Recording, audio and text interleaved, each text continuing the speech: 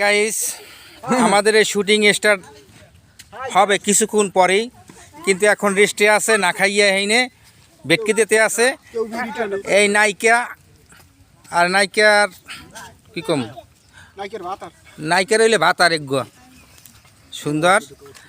আর এখানে আরো অনেক দর্শকেরা আছে, এই ওই আইতি আছে এখানে। আজকে নাটক হইলে বাটপার উপরে বাটপার, সিটার উপরে সিটার, কাকে বলে সেইটা দেখাবে। এই এখন ভাত চড়াই দিতে আছে, ভাত খাবো পরে ওইলে।